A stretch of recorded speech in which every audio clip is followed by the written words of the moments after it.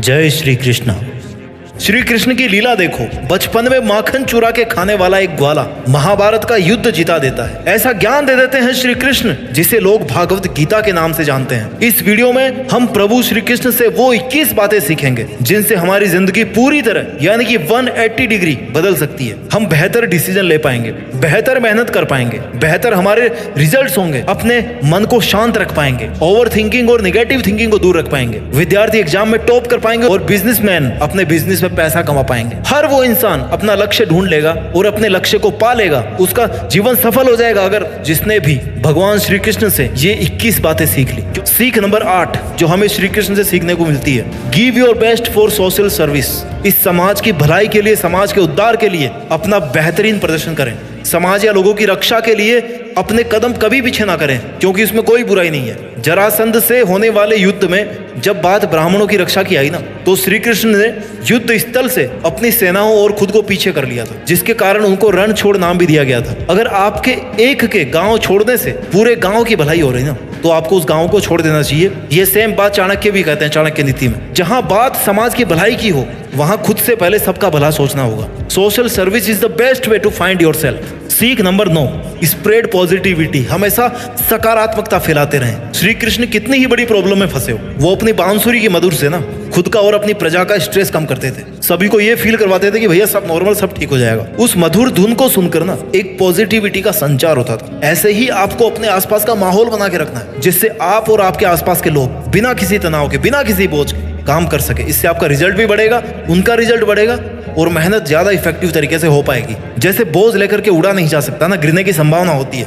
वैसे दिमाग पर अगर स्ट्रेस का बोझ रहेगा तो कैसे कोई अपना काम ठीक कर पाएगा। इसलिए अपनी वाणी से और अपने कर्म से अपने आसपास पॉजिटिविटी बना के रखें। सीख नंबर 10 जो हमें श्री कृष्ण से सीखने को मिलती है, निस्वार्थ प्रेम। श्री कृष्ण ने पृथ्वी के हर प्राणी और प्रकृति से प्रेम करना सिखाया है। उन्होंने अपनी दोनों माताओं से, अपने ग्वाले मित्रों से, अपनी गायों से, गोकुलवासियों से, प्रकृति से, सखा सुदामा से, पांडवों के रूप में अपने शिष्यों से, राजा के रूप में अपनी द्वारिका की प्रजा से, सबसे निस्वार्थ प्रेम किया है। प्रेम पूर्वक उनके लिए हर काम को बड़ी सहजता से, खुशी से करके सबका मन मोह लिया। ये कोई लीला नहीं थी, हर कोई कर सकता है ऐसा। उन्होंने कभी नहीं दिखाया कि वो एक भगवान है और उन सबसे सर्वोत्तम है। चाहते तो दिखा सकते थे ना, भगवान है, मैं तो भगवान हूँ। वो सबके साथ घुल मिलकर उनके अच्छे के लिए हमेशा काम करते रहे। आप कितने ही ताकतवर क्यों ना हो, जब तक आपके मन में प्रेम की भावना नहीं है ना, आपका मन सॉफ्ट नहीं है ना, तब तक आपको बाकी सभी खुद से कम ही लगते हैं। तब तक आप दुनिया में कभी किसी का विश्वास नहीं जीत सकते, कभी किसी का भला नहीं कर सकते। मन से मन का प्रेम होना आपको हमेशा जीतने की तरफ प्रेरित करेगा। सीख नंबर 11 जो आपको भगवान श्री कृष्ण से सीखनी चाहिए, policy adviser with better planning. ये क्वालिटी थी उनकी, ये खूबी थी उनकी। नीति और कूटनीति के ज्ञान में श्री कृष्ण से अच्छा कोई सलाहकार नहीं हो सकता। किसी भी कार्य की सफलता उसकी रूपरेखा में होती है। श्री कृष्ण कुशल रणनीतिकार थे। अश्वत्थामा और जयद्रथ का वध उनकी व्यूह रणनीति का ही परिणाम था। आपके पास किसी भी काम को करने की अगर पूरी प्लानिंग है ना, तो काम कंप्लीट होने तक आप उससे पीछे मत हटो। व्यक्ति जो चाहे बन सकता है यदि विश्वास के साथ अपने टारगेट्स पर लगातार फोकस रहे। किसी भी काम को करने से पहले आपके मन में उसकी आउटलाइन तैयार होनी चाहिए। बुरे से बुरा और अच्छे से अच्छा दोनों केस को लेकर के आपको प्लानिंग करनी चाहिए, तभी आप एक सफल प्लानर बन पाएंगे, सफल इंसान बन पाएंगे। राजनीति में जब सामने वाला शक्तिशाली हो ना, तो कूटनीति से काम लेना चाहिए, जैसा श्री कृष्ण ने लिया। Plans are nothing but planning is everything. Plan हर किसी के पास होता है, लेकिन प्लानिंग बनाना बहुत बड़ी चीज होती है। सबसे मेन होती है planning. If you want to start it, first you do the planning.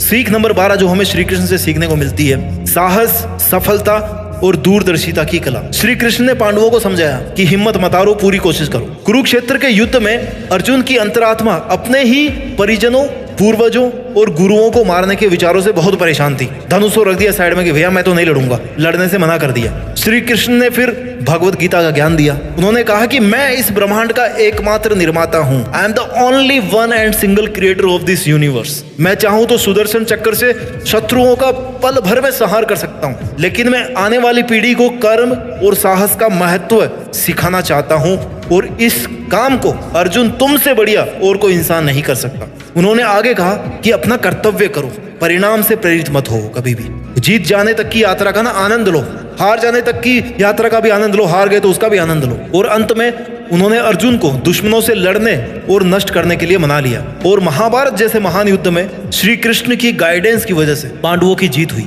सत्य की जीत हुई, न्याय की जीत हुई। दूरदर्शिता, कौरवों के पास बहुत ज्यादा सेना थी, बहुत ताकतवर उनकी सेना मानी जाती थी, बहुत बड़ी सेना थी, महारथी थे बड़े बड़े, लेकिन क्या हुआ, पांडवों से नहीं जीत पाए। क्यों? क्योंकि श्री कृष्ण कौरवों के रण कौशल से परिचित थे। पांडवों को इसी आधार पर जीत का तरीका समझाया उन्होंने कि भैया कौरव इस चीज में माहिर है, तुम्हें ऐसा करना है। इंसान को समय देख करके चलना चाहिए, बदलते समय को समझना चाहिए। समय बदलता जरूर है, आप जैसे आज है ना वैसे कल नहीं रहेंगे, देर लगेगी मगर सही होगा। आपको कोशिश करनी है बदलाव को समझने की। दिन बुरे हैं आपके, जिंदगी बुरी नहीं है, ये वक्त भी गुजर जाएगा।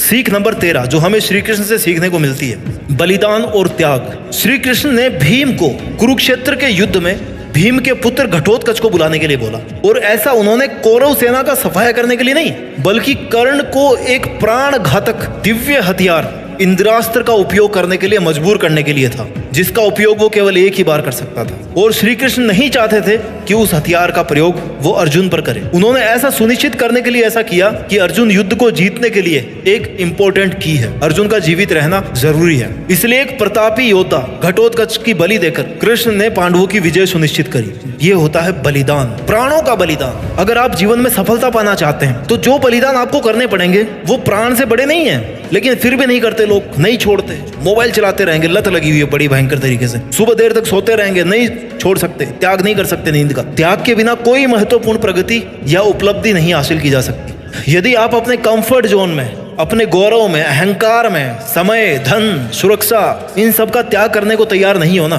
तो आप जिंदगी में कुछ नहीं अचीव कर पाओगे। No risk no gain. आप कभी भी अपनी सुपीरियर लेवल की सफलता हासिल नहीं कर पाओगे। सीख नंबर 14, माताओं को समान दर्जा। श्री कृष्ण को माता देवकी ने जन्म दिया और फिर माता यशोदा ने पाला, लेकिन फिर भी श्री कृष्ण ने हमेशा दोनों को बराबर रिस्पेक्ट दी, दोनों को बराबर इज्जत दी। इससे हम ये सीख सकते हैं कि आपको पालने वाला और संस्कार देने वाला, जन्म देने वाले के बराबर दर्जा रखता है। If you want to be successful in your life, you should always respect your guardians as well as your parents. आपको ये कभी नहीं भूलना चाहिए कि आपके माता पिता और आपके केयर टेकर की मेहनत से आप आज यहाँ पे हो, और इनके बिना एक बच्चे को पालने की कल्पना भी नहीं की जा सकती। आप कितने ही बड़े हो जाओ, अपने गार्जियंस की रिस्पेक्ट कभी नहीं भूलनी चाहिए।